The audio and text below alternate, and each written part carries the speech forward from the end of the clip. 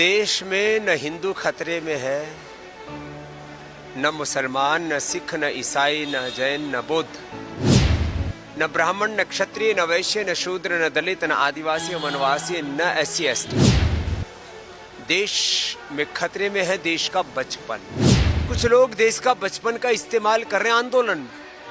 छोटे बच्चों को आंदोलनों में नहीं करना चाहिए, पूरी दुनिया में कहीं नहीं हो। और देश की शिक्षा चिकित्सा व्यवस्था को लेकर के बहुत गहरे प्रश्न हैं।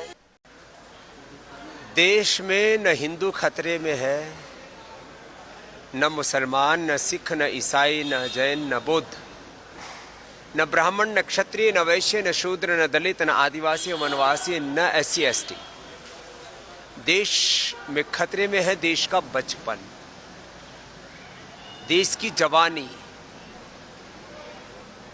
देश का वर्तमान और देश का भविष्य, देश की प्रकृति, देश की संस्कृति और सभ्यता, देश की अखंडता और संप्रभुता।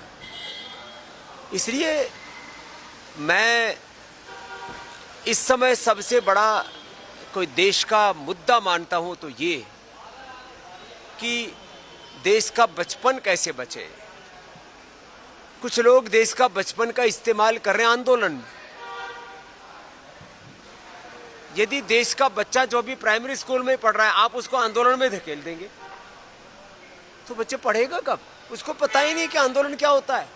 आपने उसको फूंक मार दी कि जा तू भी जा करके थाने का घेराव कर ले, तू भी सड़क पे उतर जा, तू भी एडीएम और डीएम का घेराव कर ले। छोटे बच्चों को आंदोलनों में नहीं धकेलना चाहिए, पूरी दुनिया में कहीं नहीं होता। आंदोलन ये अभिभावकों का उत्तरदायित्व है बच्चों के लिए। और जब बच्चे एडल्ट हो जाते हैं तब उनको अपने अधिकारों के लिए संघर्ष करना चाहिए और अपने कर्तव्यों के पालन के लिए भी प्रतिबद्धता उनके अंदर बढ़नी चाहिए। देश में अराजक आंदोलन तो नहीं, हाँ, देश में संविधान की लोकतंत्र की रक्षा के लिए संवैधानिक, लोकतांत्रिक, नैतिक, आध्यात्मिक, मानवीय मूल्यों पर आधारित आंदोलन होने चाहिए। मैं इसका समर्थक हूं।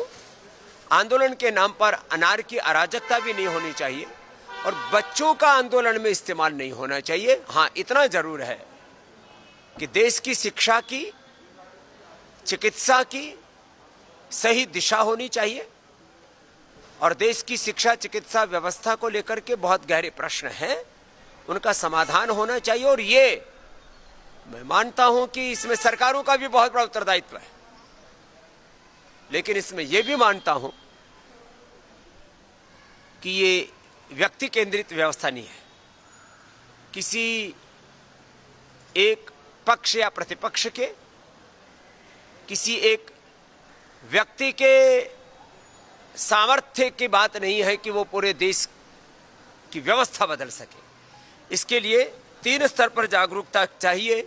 एक सामाजिक जागरूकता, एक राजनीतिक जागरूकता, तीसरी प्रशासनिक रूप से जागरूकता।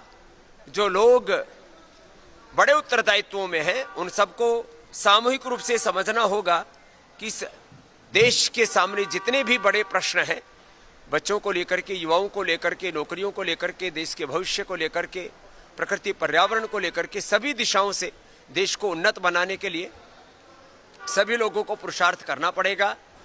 हाँ, जब देश में ऐसे कुछ बातें दिखती हैं कि जहां लग रहा है कि बहुत अंधेरगर्दी हो रही है, वहां पर फिर लोगों में आक्रोश फूटता है और वही आक्रोश आंदोलन का रूप लेता है। और मैंने कहा, मैं आंदोलन में भी अनार्की, अराजकता का समर्थक नहीं हूं, लेकिन शांतिपूर्ण आंदोलनों से तो देश की को आज़ादी भी मिली। और जब भी देश में आवश्यकता होती है तब लोकतांत्रिक, संवैधानिक तरीके से आंदोलनों का हमारा संविधान ही हमें अधिकार देता है।